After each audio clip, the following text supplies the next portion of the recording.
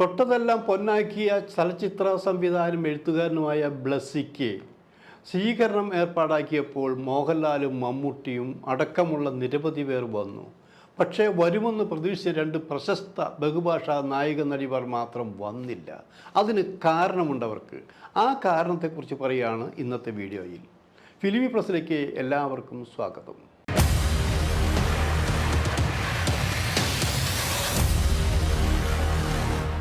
നമുക്ക് ബ്ലസ്സിയിലേക്ക് വരാം. ബ്ലസ്സി തൊട്ടതെല്ലാം പൊന്നാക്കിയ ചലച്ചിത്ര സംവിധായകനാണെന്ന് ആലോചിക്കണം. കുറച്ച് സംസാരിക്കുക, വളരെ കുറച്ച് സംസാരിക്കുക, കൂടുതൽ കാര്യങ്ങൾ ചെയ്യുക. ഇതാണ് ബ്ലസ്സിയുടെ നയം. അപ്പോൾ നിങ്ങൾ ചിലരൊക്കെ ചോദിക്കും, ബ്ലസ്സി അങ്ങനെ പാവമൊന്നുമല്ലല്ലോ. ബ്ലസ്സി ആദ്യകാലത്ത് തിരുവല്ല ടൗണിലൂടെ തനിച്ച് നക്സലൈറ്റ് ജാഥ നടത്തിയ ചെറുപ്പക്കാരനല്ലേ എന്ന് ചിലരൊക്കെ ചോദിച്ചേക്കാം. ഞാൻ നിഷേധിക്കുന്നില്ല. അങ്ങനൊരു ചിന്താഗതി ബ്ലസ്സിക്കുണ്ടായിരുന്നു. അത് തെറ്റാണെന്ന് ഞാൻ പറയാനില്ല. നമ്മളിൽ ഓരോരുത്തർക്കും ഓരോ കാലഘട്ടങ്ങളിൽ ചില ചിന്താഗതികൾ ഉണ്ടായിരിക്കാം. അത് വെറുതെ ഉണ്ടാവുന്നല്ല.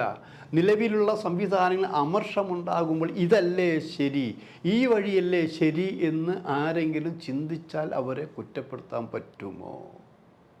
കാരണം നമുക്കിവിടെ ഇപ്പോഴും പുച്ഛമാണെന്ന് പറയാൻ പോലും നമ്മുടെ മറ്റ് സംസ്ഥാനങ്ങളിൽ CPI ML നക്സലേറ്റുകൾ ധാരാളം സ്ഥാനമാനങ്ങളിൽ തെരഞ്ഞെടുപ്പുകളിൽ വിജയിച്ചു കൊണ്ടിരിക്കുകയാണെന്ന് ആലോചിക്കണം. ആ കാലഘട്ടമല്ലെങ്കിലും ഈ ബ്ലസ്സിക്ക് ഇങ്ങനെ ഒരു പശ്ചാത്തലമുണ്ടായിരുന്നു. ആ പശ്ചാത്തലത്തിൽ നിന്നാണ് ബ്ലസ്സി സിനിമയിലേക്ക് വന്നത്.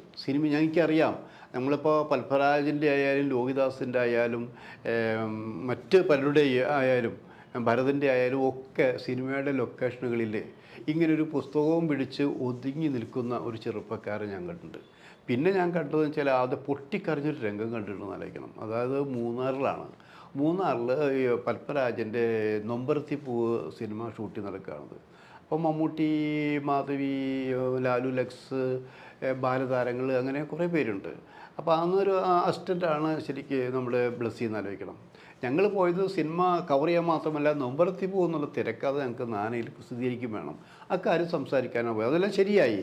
പക്ഷേ അതിനിടയിൽ മമ്മൂട്ടി അഭിനയിക്കാൻ നിൽക്കുന്ന ആർട്ടിസ്റ്റിൻ്റെ മുമ്പിൽ ഈ ക്യാമറ സ്റ്റാർട്ട് പറയുമ്പോൾ തന്നെ ക്ലാപ്പടിക്കുന്ന ഒരു സ്വഭാവമുണ്ട്. ഈ ക്ലാപ്പടിച്ചുമ്പോൾ അങ്ങനെ ക്ലാപ്പടിക്കുന്ന ഒരു ജോലിയായിരുന്നു അന്ന് ബ്ലസ്സിക്ക് കിട്ടിയത്.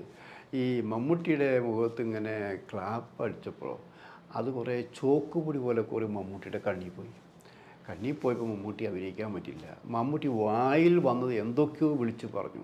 അതായത് മനഃപൂർവ്വം അല്ല.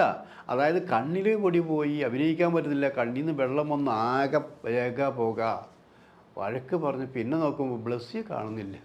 ബ്ലസ്സി ഒരു മൂലയിൽ പോയിങ്ങനെ പൊട്ടി വിങ്ങി കരയുന്നു. ആ ബ്ലസ്സിയാണ് പിന്നീട് മലയാള സിനിമയുടെ ചരിത്രം തന്നെ മാറ്റി എഴുതിയ സിനിമകൾ ഉണ്ടാക്കിയത്. അത് ആദ്യത്തെ സിനിമ കാഴ്ച ചെയ്തപ്പോൾ മമ്മൂട്ടിയാണ് നായകനാക്കിയെന്ന് ആലോചിക്കണം.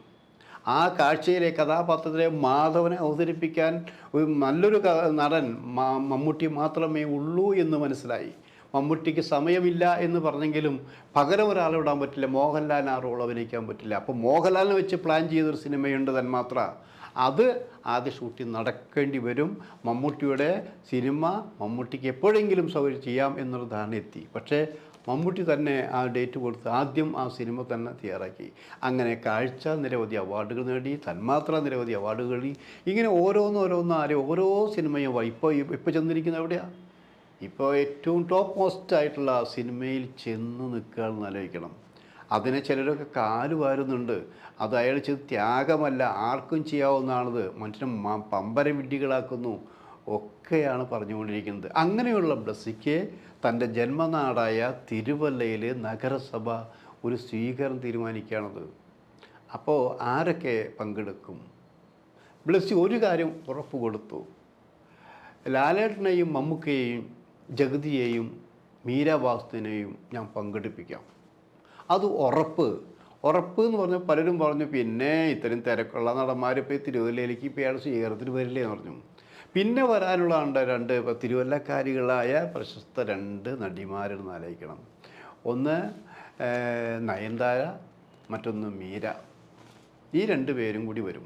വേറെ കുറേ പേരുണ്ട്. കാരണം അപ്പം ഞങ്ങളും അവിടെ അത് കവർ ചെയ്യാൻ പോയപ്പോൾ അപ്പോൾ അവിടെ നിന്ന് നേരത്തെ തന്നെ ഒരു 4 മണി ആയപ്പോൾ തന്നെ ആ തിരുവല്ല സ്റ്റേഡിയം നിറഞ്ഞു കവിഞ്ഞു ആൾക്കാരെ കൊണ്ട്. അതിനൊരു പ്രധാന കാരണം ബ്ലസ്സിയോടുള്ള സ്നേഹം മാത്രമല്ല, മമ്മൂട്ടിയും മോഹൻലാലും അടക്കമുള്ളവർ ഒരുമിച്ച് കൊണ്ട് തിരുവല്ലയിൽ വരുന്നു എന്നുള്ളതാണെന്ന് ആലോചിക്കണം.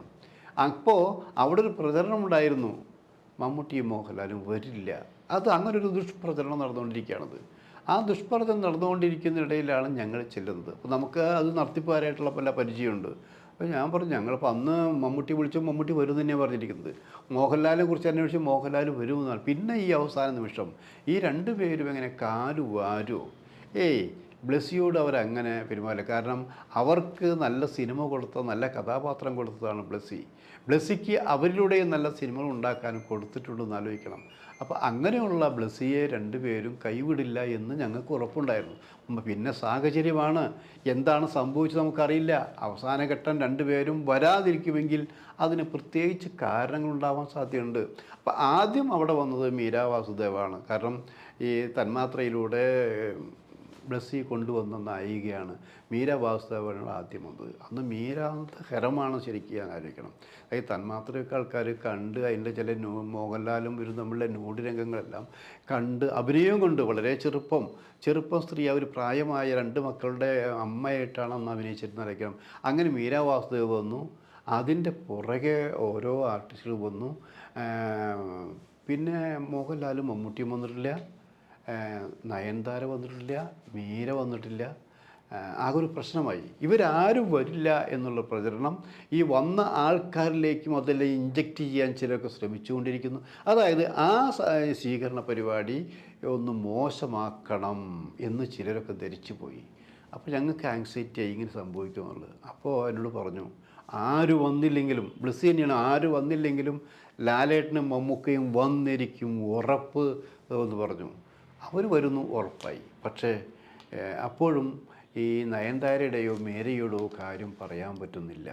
അതിൻ്റെ സംഘാടകരിൽ ഒരാൾ രഹസ്യമായിട്ട് എന്നോട് പറഞ്ഞു, അവർ 2 പേരും വരാൻ സാധ്യത കുറവാണ്. ഞാൻ സാധ്യത കുറവാണോ അത് വരില്ല എന്ന് ഉറപ്പാണോ? ഇപ്പോൾ പുറത്ത് വിടണ്ട, അവർ 2 പേരും വരില്ല. ഞാൻ പറഞ്ഞു, അവർ 2 പേരും തിരുവല്ലക്കാരികളല്ലേ, അവരെന്താ വരാത്തത്? ബ്ലസ്സി ഈ നാട്ടുകാരനല്ലേ? തിരുവല്ലയിൽ നിന്ന് KG ജോർജിനെ സമ്മാനിച്ചിട്ടില്ലേ ഈ നാടിവിടെ? അങ്ങനെ കുറേ പ്രഗത്ഭ കലാകാരന്മാരെ സമ്മാനിച്ച നാടാണെന്ന് ആലോചിക്കണം. അപ്പോൾ എന്തുകൊണ്ട് ഇവർ 2 പേരും വരുന്നില്ല? അപ്പോൾ വരുന്നില്ല എന്ന് പറയാൻ കാരണം, അപ്പോൾ അവർ പറഞ്ഞത്രയാ, നയൻതാരയ്ക്ക് ഇപ്പോൾ ബ്ലസ്സിയോട് വലിയ അറ്റാച്ച്മെൻറ്റിൻ്റെ ആവശ്യമൊന്നുമില്ല. ബ്ലസ്സിയുടെ ഒരു സിനിമയിലും നയൻതാര അഭിനയിച്ചിട്ടില്ല, ഒരേ നാട്ടുകാരാണെന്ന് മാത്രമേ ഉള്ളൂ.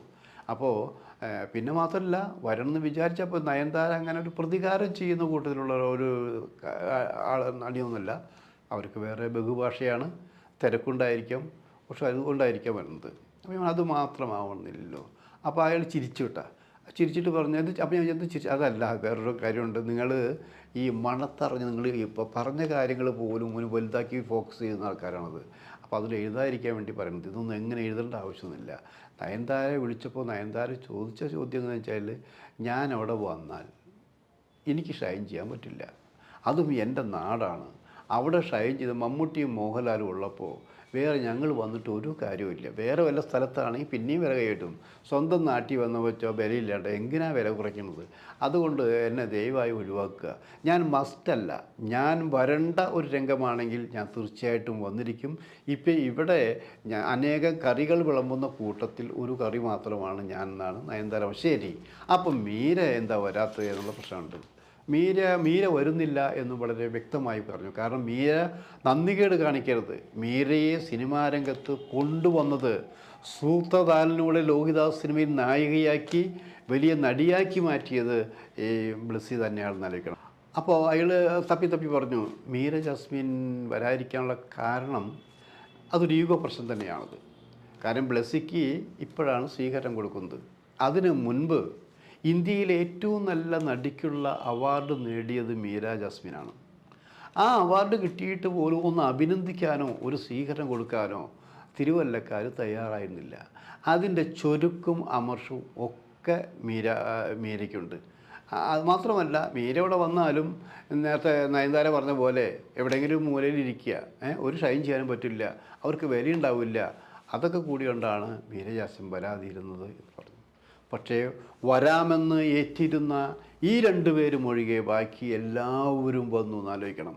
എല്ലാവരും വന്നു എന്ന് മാത്രമല്ല, ഈ ബ്ലെസ്സിയെക്കുറിച്ച് ആദ്യ കാലഘട്ടത്തിലുണ്ടായ അനുഭവങ്ങൾ പങ്കുവയ്ക്കുക എന്നാലോചിക്കണം.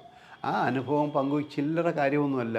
ഇപ്പോൾ മമ്മൂട്ടിക്കിപ്പോൾ ബ്ലെസ്സിയെ പുകഴ്ത്തി പറഞ്ഞുകൊണ്ട് പ്രത്യേകിച്ച് നേടാനില്ല, മോഹൻലാലും അങ്ങനെ പ്രത്യേകിച്ച് നേടാനില്ല. പക്ഷേ അവർ പറഞ്ഞ കാര്യങ്ങൾ ജനം കാതോർത്ത് നിന്നാലോചിക്കണം.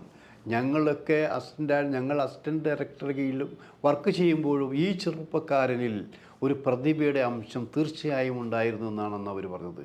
അവരുടെ പ്രസംഗം കേട്ട് ജനങ്ങൾ കൈയടിച്ചു. അത് വെറും 1-2 സിനിമകൾ ഒതുങ്ങുന്നില്ല. ബ്ലെസ്സി എടുത്ത എല്ലാ സിനിമകളും ഒന്നിനൊന്ന് മെച്ചമായിരുന്നു, ആനുകാലിക സംഭവങ്ങളായിരുന്നു.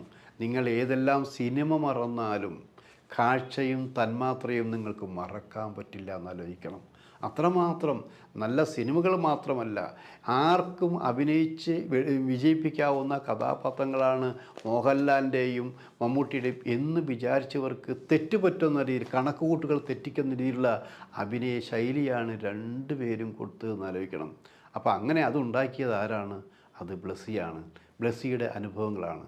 ബ്ലെസ്സിയെ ഗുരുനാഥന്മാരുടെ ആ പാതയിൽ കൂടെ തന്നെയാണ് ബ്ലെസ്സി സംവിധാന ശൈലിയുമായി മുന്നോട്ട് നീങ്ങിയത്. അതിന് പ്രത്യേക കാരണമുണ്ട്. സംവിധായകൻ തന്നെ എഴുത്തുകാരനായിരിക്കുമ്പോൾ അതിൻ്റെ എല്ലാ അംശവും നമുക്കെടുക്കാൻ കഴിയുമെന്നുള്ള തെളിവ് കൊണ്ട് തന്നെയാണ് ബ്ലെസ്സി അങ്ങനെ. പത്മരാജനാകട്ടെ, ലോഹിതദാസ് ആകട്ടെ, മറ്റു സംവിധായകരാകട്ടെ, വേണുനാഗുള്ളി ആകട്ടെ, ഇവരൊക്കെ ഭൂരിഭാഗം പേര് സംവിധാനം ചെയ്യുമ്പോൾ അവർ എഴുത്തുകാർ കൂടിയായിരുന്നു എന്നാലോചിക്കണം. അങ്ങനെ ഒരേ സമയം എഴുത്തിനും സംവിധാനത്തിനും അവാർഡ് നേടിയ ബ്ലെസ്സിയുടെ ഏറ്റവും പുതിയ സിനിമയുടെ ഡിസ്കഷൻ തുടങ്ങി വച്ചിരിക്കുന്നു.